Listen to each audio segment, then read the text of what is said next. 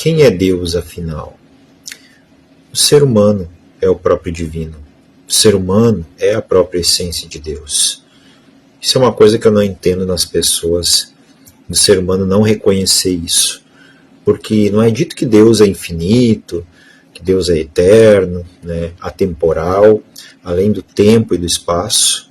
Se Ele é tudo e Ele está em tudo, não pode ter nada que não seja Deus. Tudo está incluso dentro disso. Quando eu falo que algo é infinito, se Deus é infinito, não tem você e Deus. Não pode haver duas coisas dividindo o infinito. O infinito ele tem que cobrir todas as coisas. Ele tem que estar em todas as coisas. Senão, no caso, ele não seria infinito. Não existe uma borda no infinito, um limite, onde começa e termina algo. Então, para concluir esse raciocínio, Deus é tudo, só que se manifestando de formas diferentes, em várias extensões do todo, né? Desde uma simples rocha até a luz mais distante da Terra. Os hindus chamam, né, essa manifestação de lila, de brincadeira do divino, né, de fingir, de ser as coisas para poder brincar consigo mesmo. Existe essa noção entre os hindus que eu acho muito interessante, porque os hindus eles não tentam explicar a criação, né? Eles falam que Deus é, simplesmente é.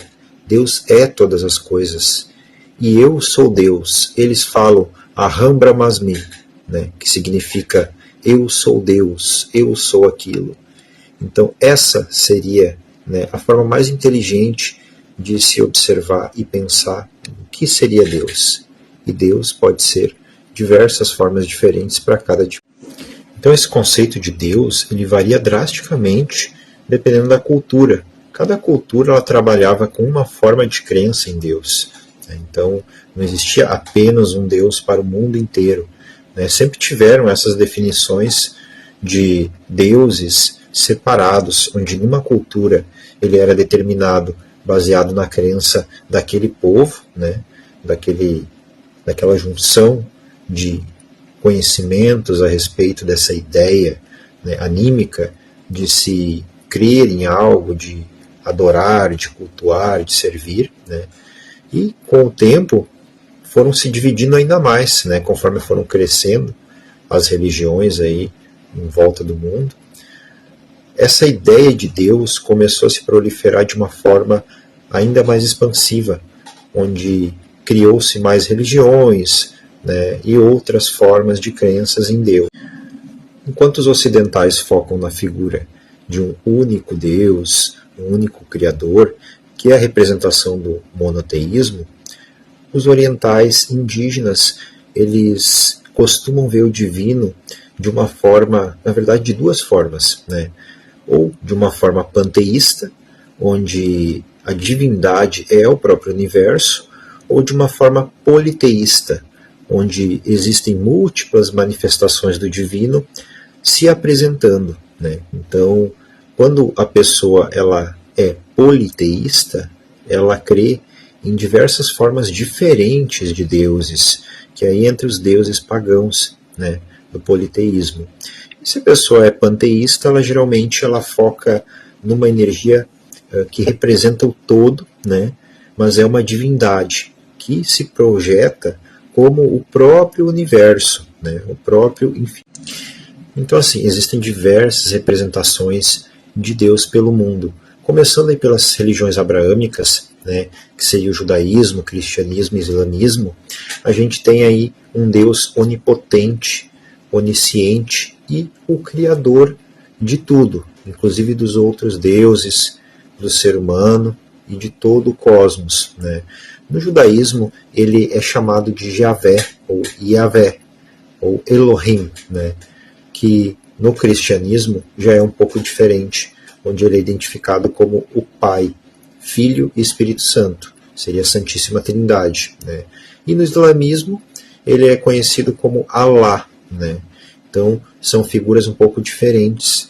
Já se você for para o hinduísmo, você pode ver que, embora possua milhões de devas, deuses, a filosofia principal enxerga uma única fonte suprema, né? Então, segundo o hinduísmo, essa única força suprema e universal seria chamada de Brahman, enquanto que os demais deuses eles seriam manifestações diferentes dessa mesma energia. Porém, se a gente for agora para a mitologia nórdica, né, da cultura dos vikings, né, a gente observa que o panteão, que é liderado pelo deus Odin, deus da sabedoria e da guerra, ele é acompanhado por figuras icônicas como o seu próprio filho Thor, né, que é um deus muito famoso também entre a cultura nórdica. Já se a gente for para a mitologia greco-romana, né, a gente tem aí os deuses que possuem a forma e a fraqueza do ser humano, né, mas governam aspectos da natureza. Né. O rei dos deuses é Zeus, ou Júpiter para os romanos, enquanto o panteão ele inclui deuses como Atena, Apolo e Poseidon.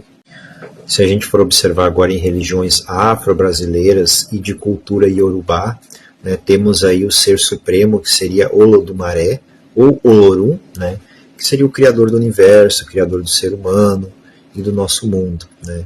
As divindades que atuam dentro dessa mesma cultura, dessa mesma crença, como intermediárias entre os seres humanos e o Criador, seriam os orixás, né, que seria Oxalá, Iemanjá, Ogum, Oxóssi, entre outros.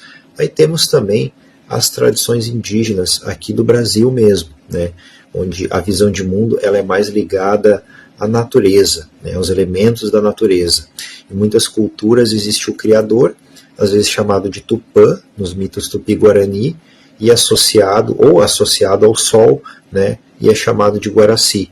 Mas o divino é compartilhado por inúmeros espíritos que habitam as florestas, rios e